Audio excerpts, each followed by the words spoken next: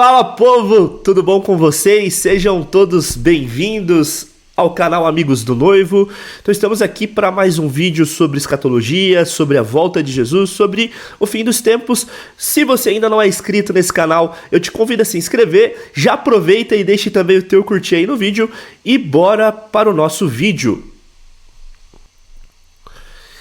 E vocês já devem ter visto, né, pelo título do vídeo, pela thumb do vídeo, que nós vamos falar sobre Israel e Irã, né? Então, nessas últimas semanas, teve uma escalada muito grande nesse conflito entre Israel e Irã. Ontem à noite, os Estados Unidos também entrou nesse conflito.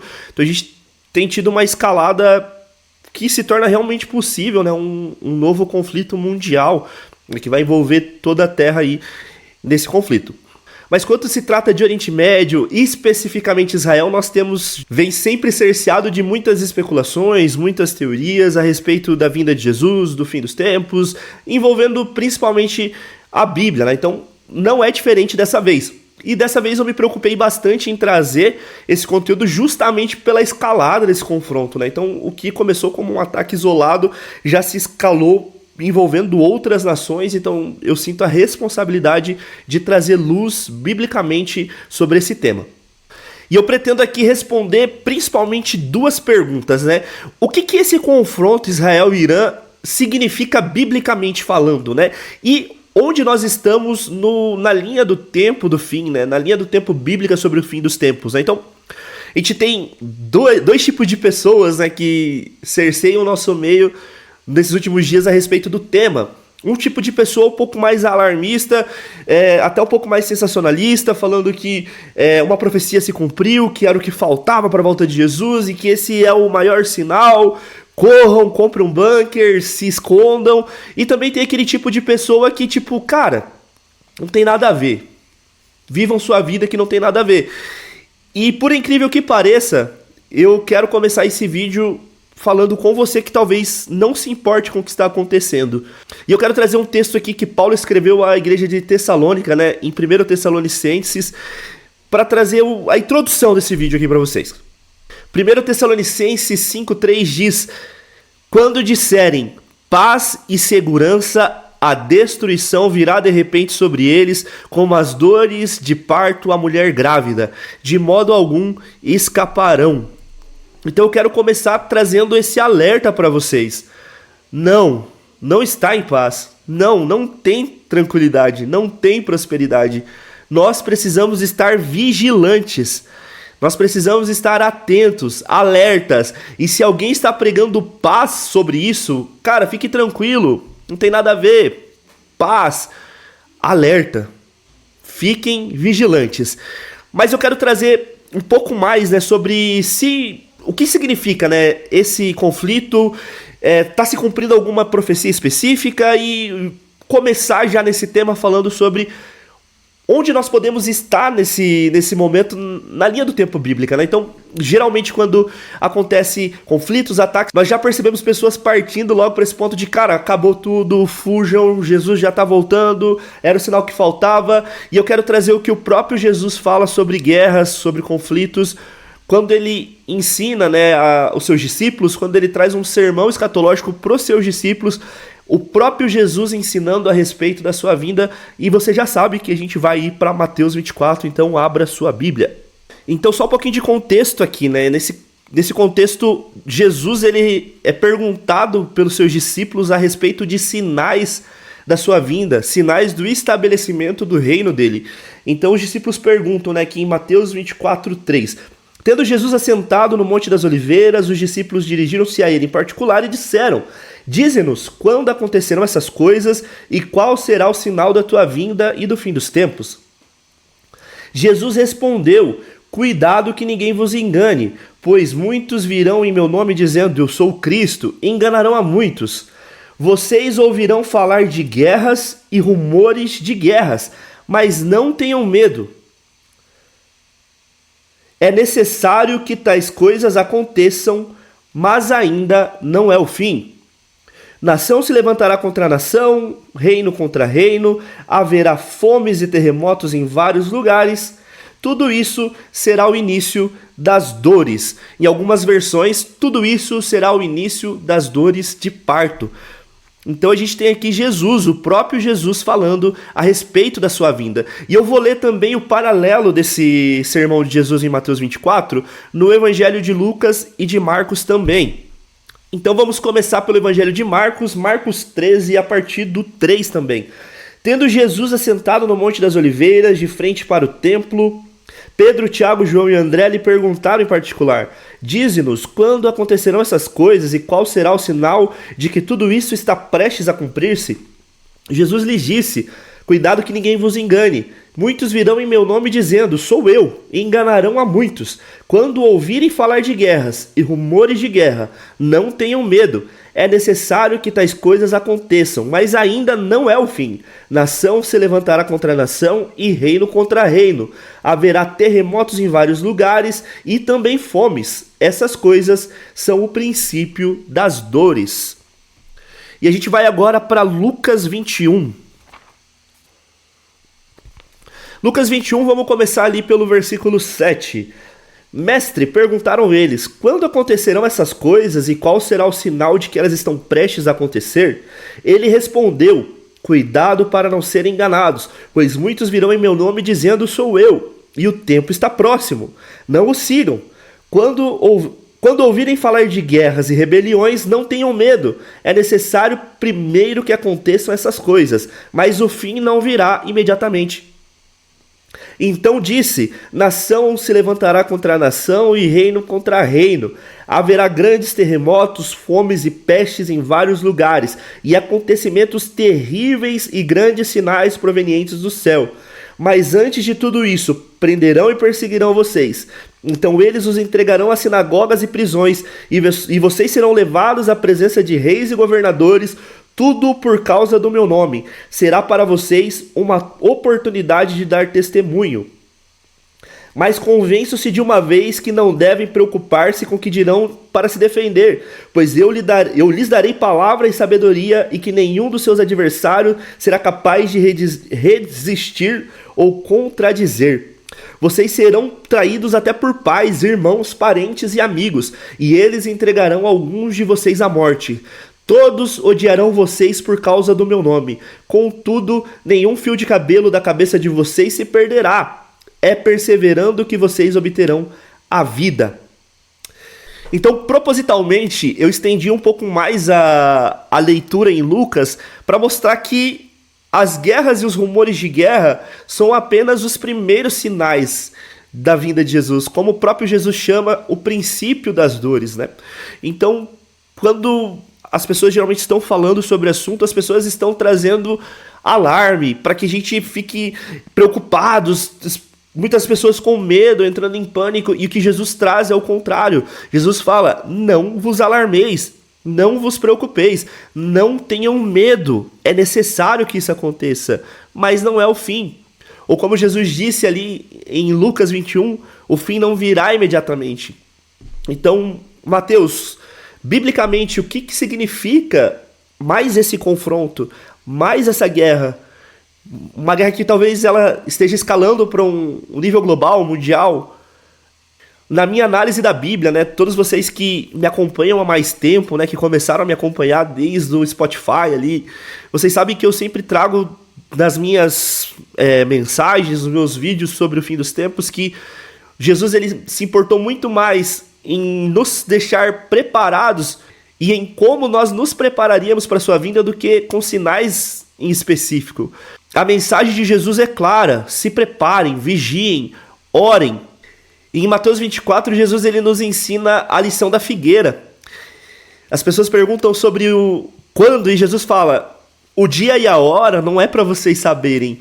Quem sabe o dia e a hora é o Pai, mas aprendam a lição da figueira. Quando vocês verem que as folhas estão verdes, é porque o verão está próximo.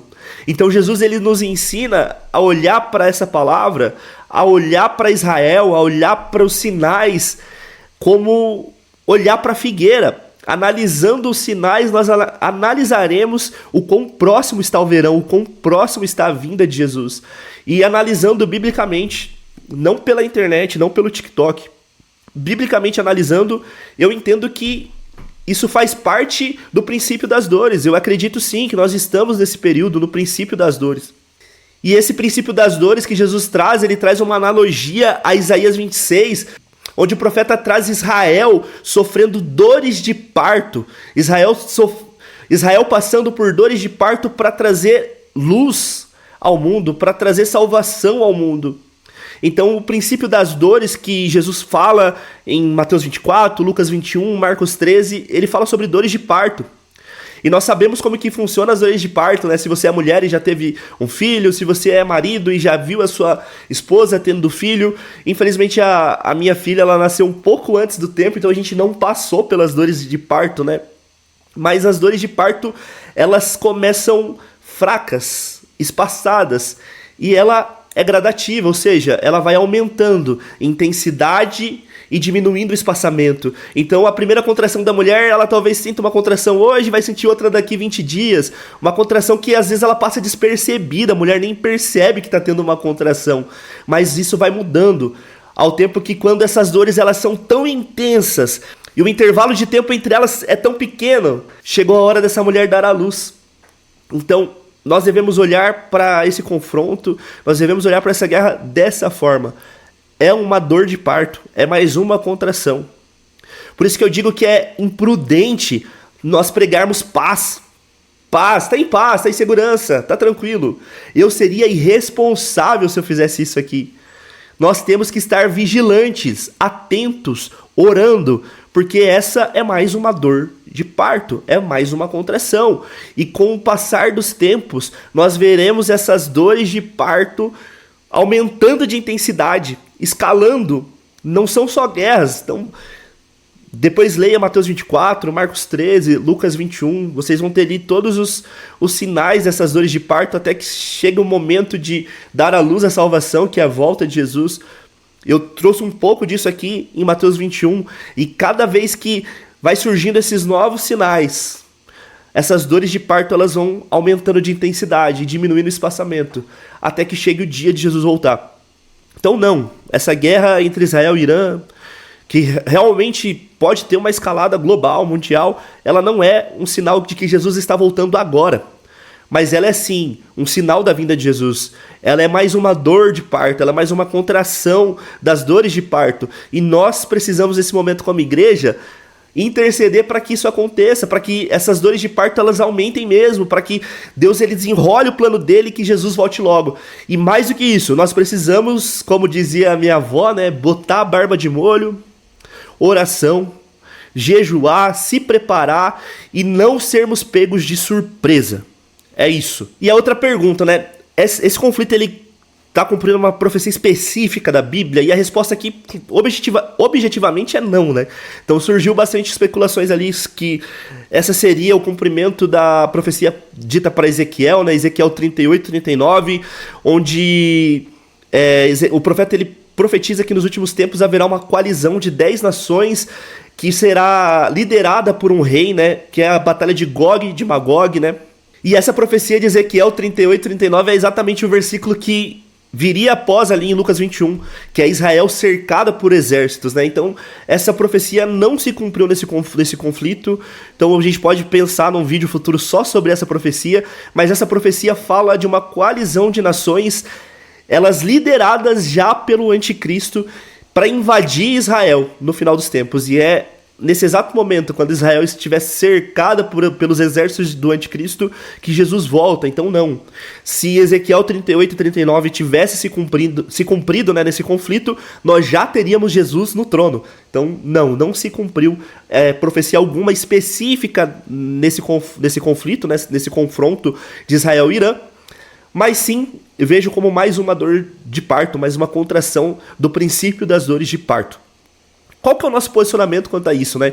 Então tem acontecido algo que tá me preocupando muito. Então, cara, eu li esse livro aqui, chama Quando um Judeu Governar o Mundo.